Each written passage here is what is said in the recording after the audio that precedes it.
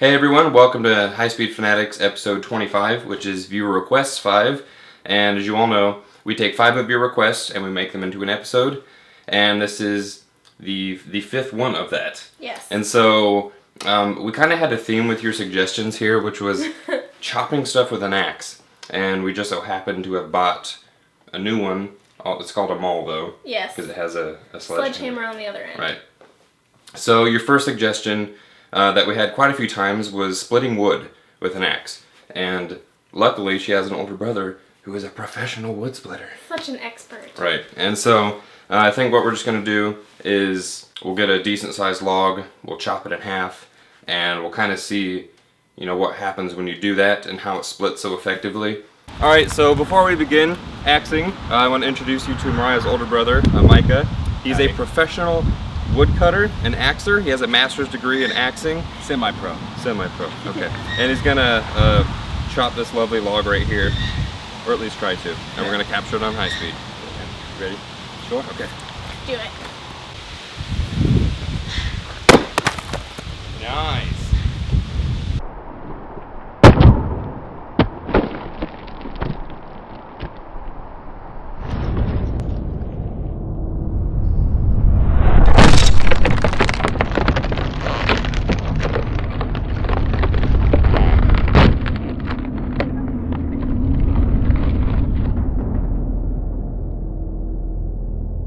Alright, now we're going to run 10,000 frames per second.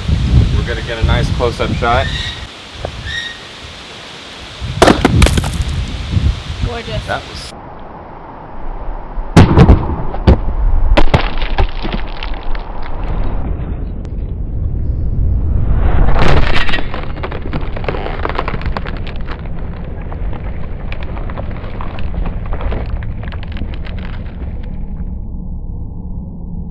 Alright, so now that we're back in here, ready to review the footage of what we just did, that was really cool, splitting that wood. First, we started with 2,500 frames per second, which is one of my favorite frame rates.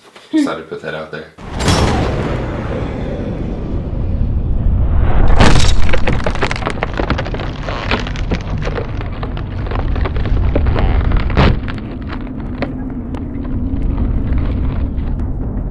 And when I first watched this back, the first thing that I noticed was that this wood completely split before the axe even got a quarter of the way through it. And, you know, watching this with your naked eye, that's not something you would see. You think you're actively pushing through the wood, causing it to, you know, to break apart. Right.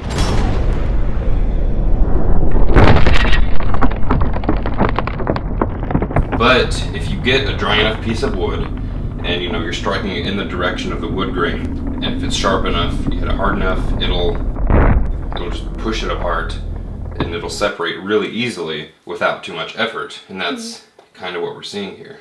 The first thing that I notice is that the wood actually like compresses down when he hits it. I didn't even watch. Slightly, yeah. Oh, it does. The whole log just goes whoosh.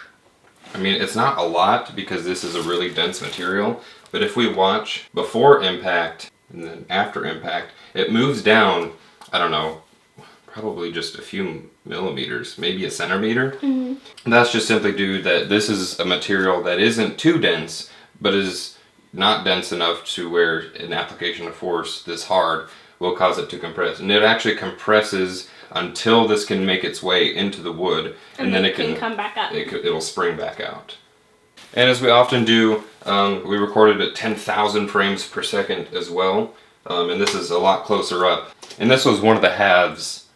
After he split it, we took one of the halves and cut that again because we don't have 2 high-speed cameras for filming. Yet.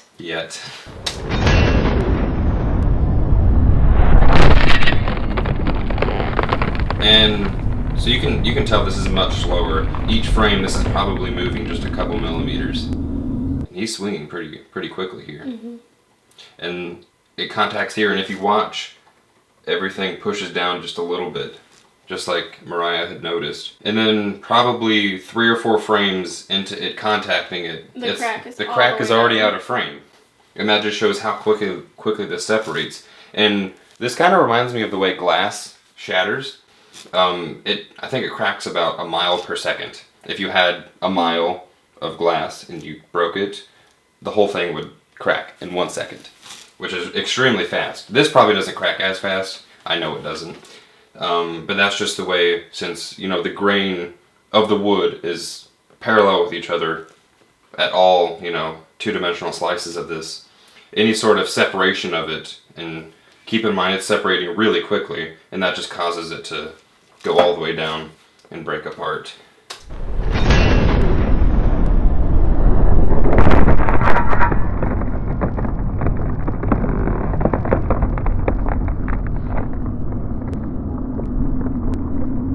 Another suggestion that we had was to smash a pumpkin with a sledgehammer. And conveniently, the mall that we have has a sledgehammer on the other end. Exactly. So we just use that. We're really looking for some explosion would be nice. Perhaps. See how it like cracks down the outer shell of it maybe. Yeah, we actually had a suggestion that we were going to do in place of this, which had to do with a watermelon, but watermelons just went out of season, so we went with a pumpkin. So now Micah here is going to smash this lovely pumpkin because we have a sledgehammer side. And you can't have the tag on. There we go. Here we are. So we can remember this day. Now it's approved. And here we go.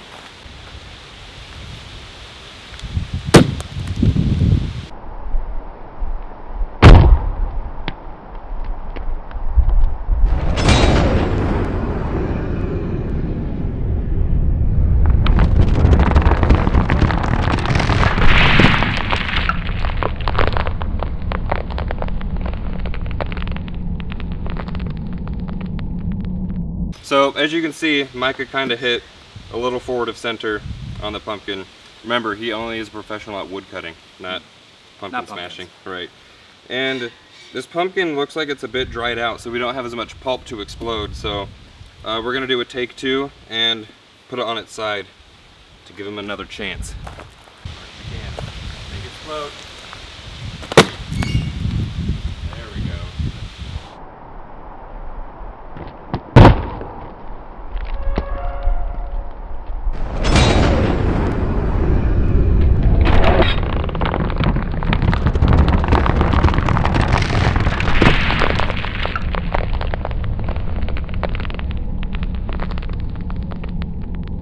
Here we have an exploded pumpkin in its natural habitat.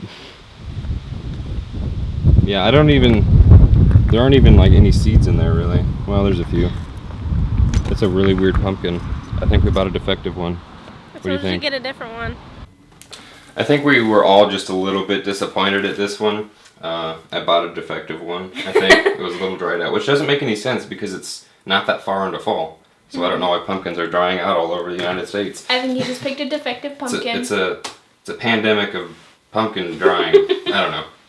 But yeah, as you can see, he didn't hit quite center on this pumpkin.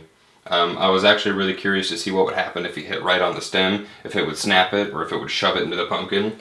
But he overreached. Right. And so the handle hit the stem and broke it off, and then sort of just compressed the pumpkin until crack travels down it and it just peels open.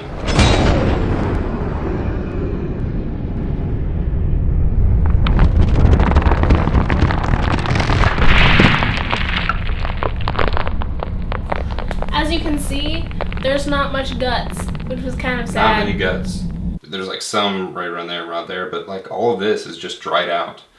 And so we weren't getting we were hoping we'd just got like a Mm-hmm.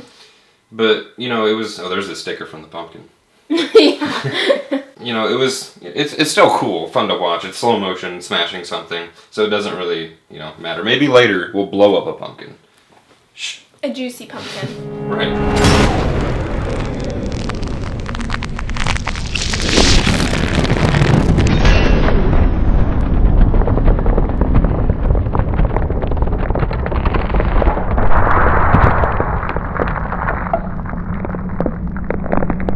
And these were both 5,000 frames per second. This one we had to take the more intact piece of pumpkin and smash it. Not very much came off the first time. Yeah. But you can see just the inertia from this amount of mass and this amount of mass staying there, it pushes this down, but this kind of stays in place. So that's why it kind of like opens up like that. It gets pushed in, and then just from the force of everything being smushed down, it kind of pushes everything out too. And then this piece just like flies off.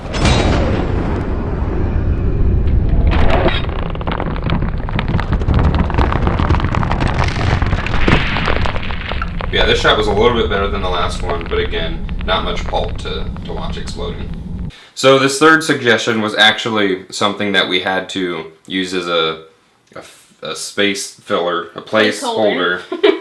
Space filler.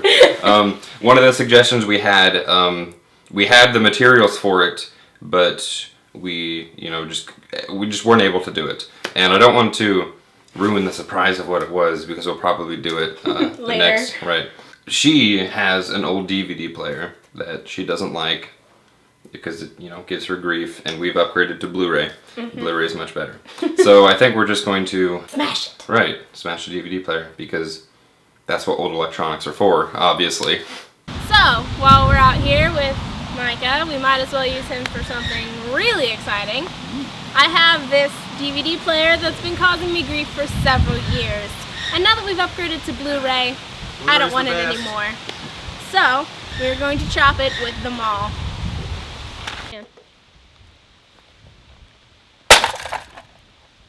I missed.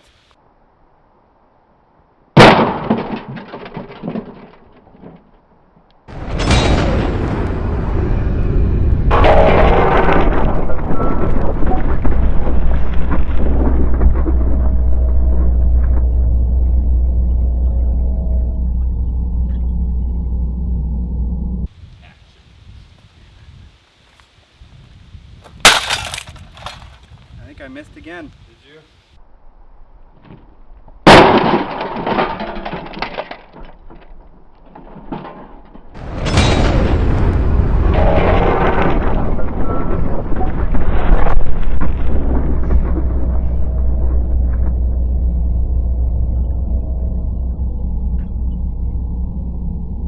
Well, thanks to Micah for chopping all of our stuff for us. I think he's going to go return to his axe cutting university and probably get a PhD. So that way he can cut things like that, a little bit better. Either way, it was so fun. So Thanks, and make sure you watch the episode. Bye-bye. So this was my defective DVD player that has been causing me grief for years. Years. And apparently it caused him grief too, because he couldn't even chop it. He overswung again. But that's okay. He's really good at it. He's just a wood cutting professional. Exactly. And let's back it up here.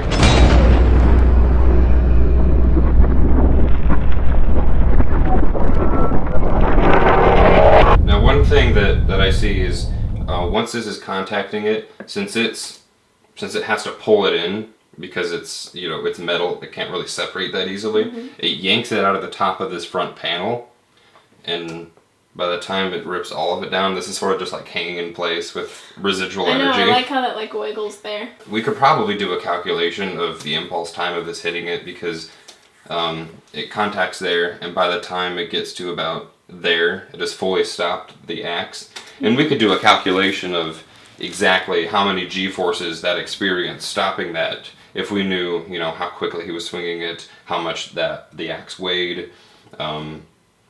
We could, I just didn't take the time to get all those, variables to use.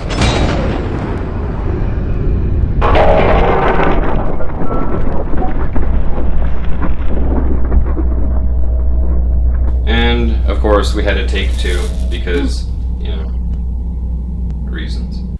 And this one, he was a bit closer to hitting it right in the middle to split it. It just like slid out of the groove. Kind of. I mean, there's probably about that much of the axe blade pushing into it, but at the angle that this is at, pushing down on it not only compresses it down, but sort of pushes it that way. So that's why it slipped out. And then that little gash that was there earlier Got a lot bigger. Oh yeah.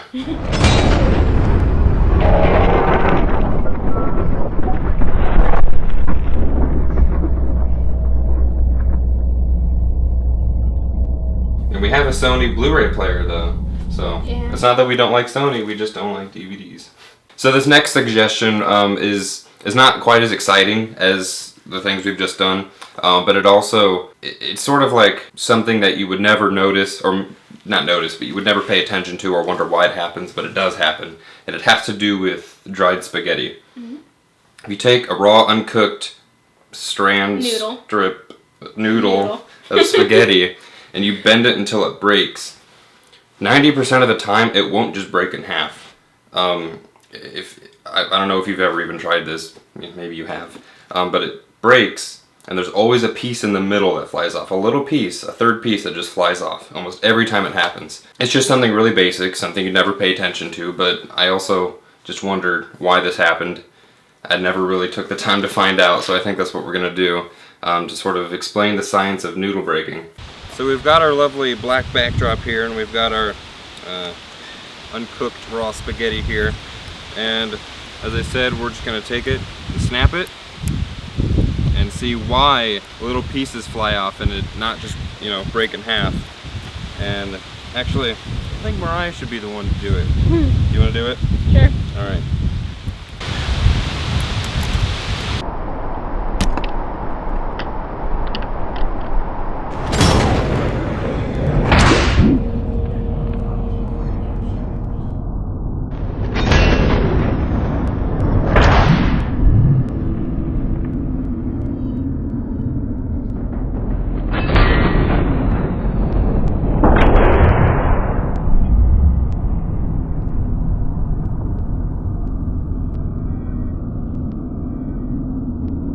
At 2,500 frames per second, you can't really tell what's going on.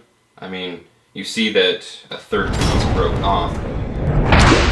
But even if we do frame by frame, there, from this frame to that frame, that's all that happens. That's all we know. It's already cracked. And so all we know is a third piece was broken off, but we don't know why it happened. Mm-hmm. And I have an idea of why it happens, but I don't want to say it until I know for sure, because I don't want to look silly. And as a general rule on HighSpeedFanatics, if at first you can't figure it out, crank up the frame rate. And so we have 10,000 frames per second, which is usually the next step I go to. And this one broke off into 4 pieces. Yeah, we got 2 extra pieces.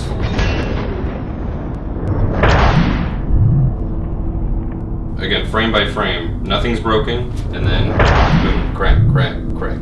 Back and forth, you can see those cracks. In one frame, all of these cracks are, so this is 1/10,000th of a second. We have 3 cracks being produced, and we still don't know why. Spaghetti breaks fast. Again, I still have an idea, but I just want to make sure. So, we're going to crank it up to 25,000 frames per second, which is usually a frame rate that I only use for projectiles, things like bullets and BB guns and spaghetti. And so this is really pixelated, but I think we'll still be able to get an idea of what's going on. So let's take a look.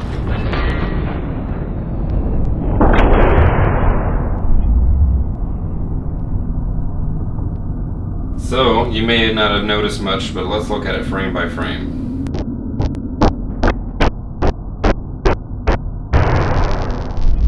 And I think my idea may have been right.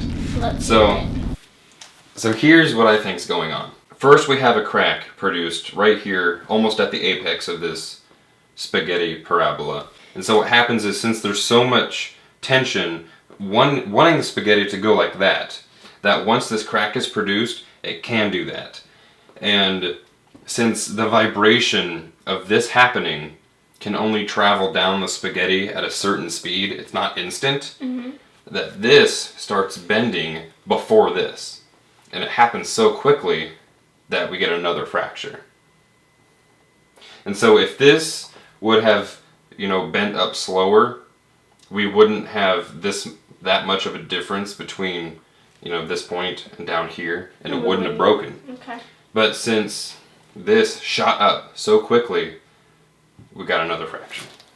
The last thing that we decided to break with the sledgehammer was a ceramic model of a unicorn head that I've had since I was probably 4. And this was another placeholder. Yeah, it was another placeholder. And I kind of want to interject here. what we were going to do is something that I've been meaning to do many times. One of our viewers has suggested it probably 2 or 3 times, and we've just never been able to do it, and that's working with like not super cooled fluids, but instantly freezing water. Maybe you've seen it before, where you freeze water to below its freezing temperature, but without disturbing it, it doesn't freeze. And once you disturb it or put some sort of outside object force. in it, exactly, it'll freeze instantly. So we were going to do that, but my freezer's not good enough. yeah, we had it in there for probably 5 hours, and it still wasn't frozen. And the sun went down, so we couldn't film. So this is another placeholder unicorn head smashing. Mm-hmm.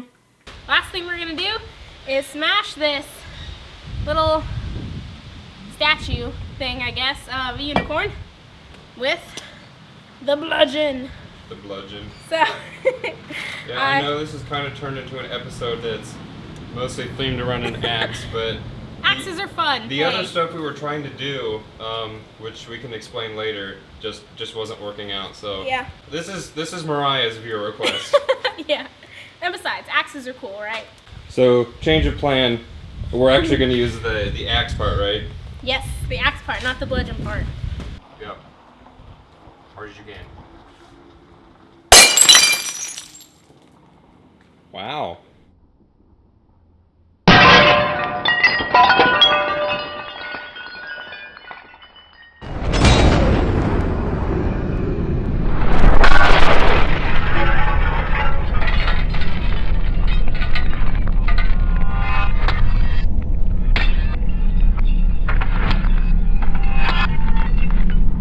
This one was my favorite for several reasons. I can certainly tell why.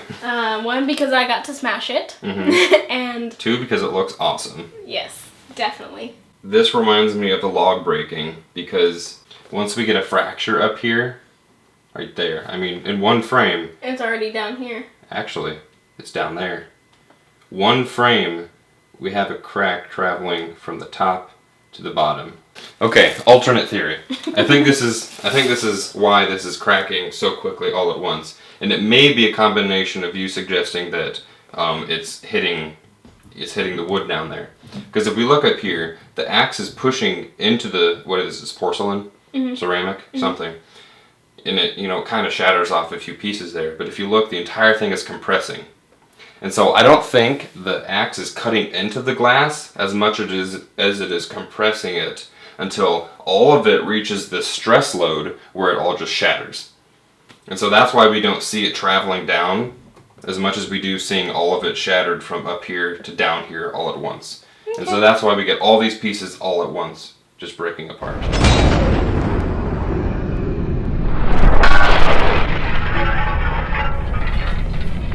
That's what I think. It's a good theory. I like it.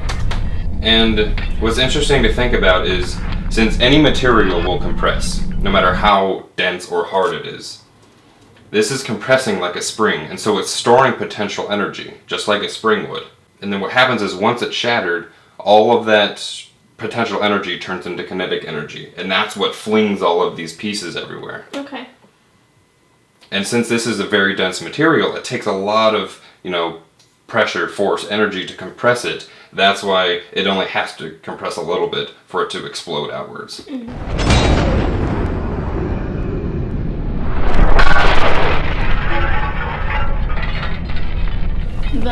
The eyes, the muzzle, and the horn all stayed intact, which I thought was kind of cool. Just a really cool shot. So thanks for watching Viewer Request 5, and you can send in your suggestions at any time. We have, HighSpeedFanatics@gmail.com, which is our email. We have our Facebook page where you can, post a suggestion on there, or you can actually personally message us. And we have a Twitter. We have a Twitter, which is HighSpeedFans. You can tweet. You could tweet all your suggestions to us. Twit. And of course, we have the comments below, which is where most of you put your suggestions, and that's okay. And so sorry for those of you who have sent in suggestions and we haven't gotten to them. But yeah, thanks for watching, and we'll see you next week.